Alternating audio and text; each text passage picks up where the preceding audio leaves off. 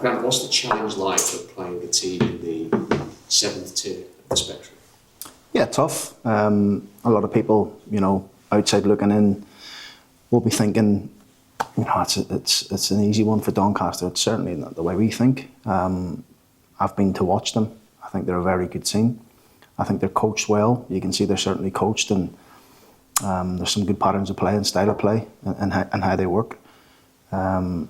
They've got some good threats, particularly in the wide areas with pace, and now Ranger, who knows as well around the leagues at the top end of the pitch. So Gary Hooper's there as well. I played with Hoops, so I know exactly what he's about. So I think it's a very tough game for us, but we've prepared, just as we have every league game. We know that the FA Cup is different, but we've prepared properly for this game and making sure that we're well equipped when we go there. Is it all about mentality, about having the right attitude, going and playing a team at the level that they're at?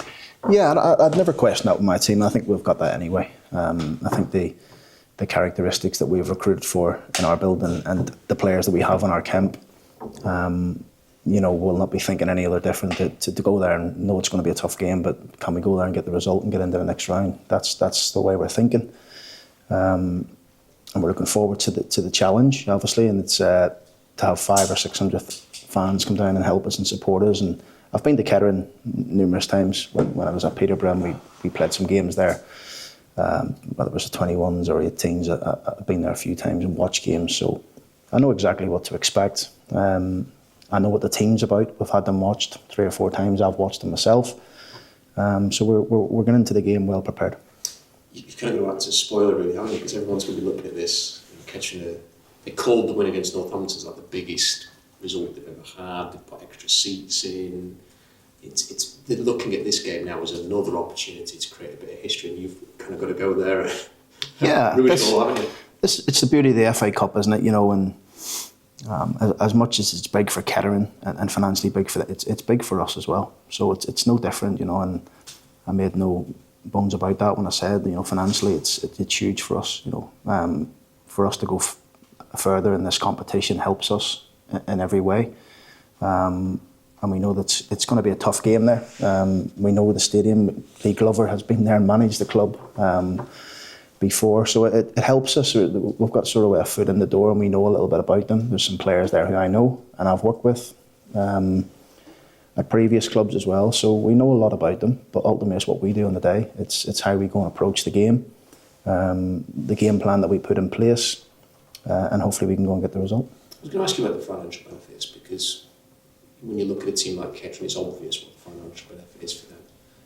Doncaster, financially well placed in League Two, but is it the kind of thing whereby if you get to the 3rd round draw, for example, get a big team, can that actually make a difference this season? Can it actually make a difference financially to, for example, what you do in the January transfer window? Yeah, huge. I mean, the Everton game that we had in the previous cup competition brought in probably the best part of £100,000, I think. So it's massive. We know what it can generate, what it can do, what it can help the football club. It can help me in January. It can help the whole football club in terms of improvements and things that we want to do.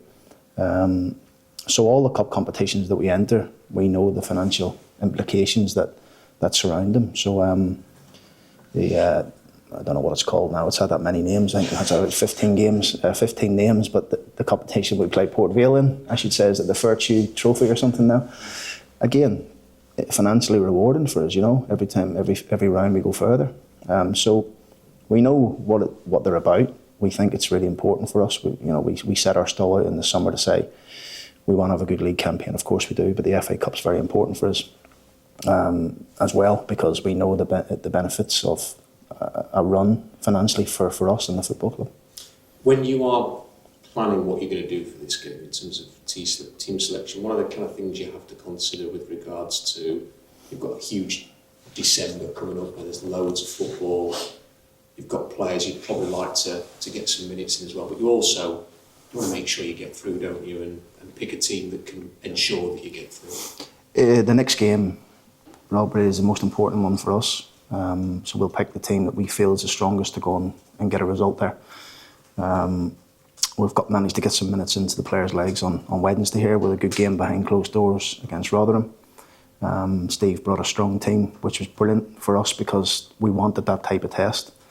And that was great to get a lot of players some minutes in that. So we know that we've got 8 games this month, 5 away, a lot of travelling.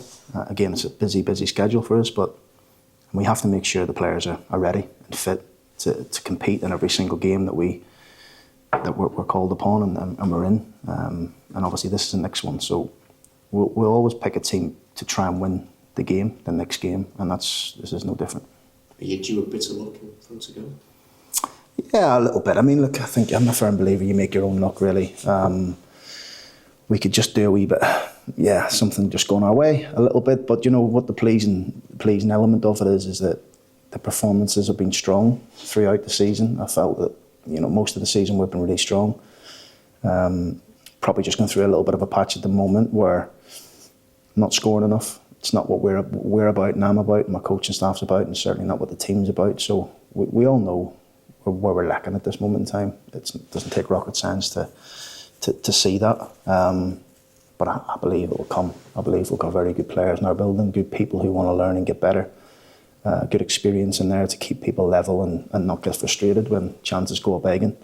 And I believe, that the players have got a good coaching staff, not me, but with Cliff and Cops and Glove and people like that, ex-forward players and stuff like that.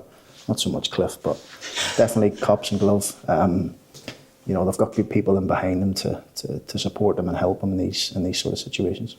I wanted to ask you about something that one or two fans have been in touch about, and they've talked about the potential of Ironside and Sharp playing together versus one playing, maybe the other coming on and playing with the other or replacing them.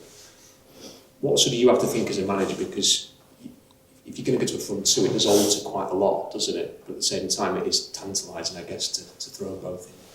Yeah, I just don't. For me to play, truthfully speaking, for me to play Billy and Joe together, I'd probably have to sacrifice Molyneux, Hurst, Gibson, in terms of that. So we recruited for a certain style. We recruited for a certain way of playing. We went with it at Swindon, but Molyneux and Gibson played as high wide players, which it can work in certain games, but other games it could leave you exposed because they're not defensively that type of player. But there's certainly times when in games this season where we've gone to it and we've brought both of them on. We believe in what we do. We believe we've got a strategy that works in terms of how we play. We're evolving all the time, in terms of we're not just set in one way. We can switch it up, we can change shape, we can play, we can change in-game, we can start one way and finish the other.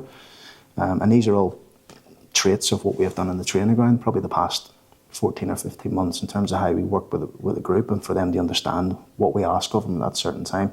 And if that means that, in game that Billy and Joe's in the team, of course, then it's not a problem. But we believe in what we do. Billy and Joe buy into that. And I think that both of them stand by what I say to the best strikers in this league. Probably the best, in my opinion, in what they do. So we're fortunate to have them.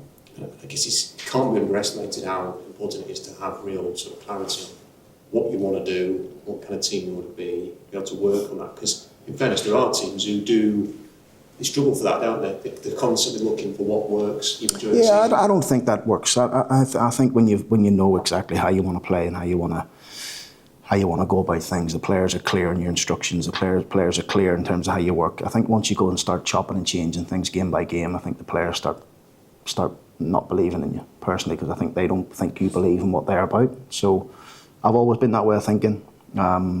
I've got a certain way I like my teams to play. I think we're evolving all the time, like I say, whether we play in a back three or we play in a back four.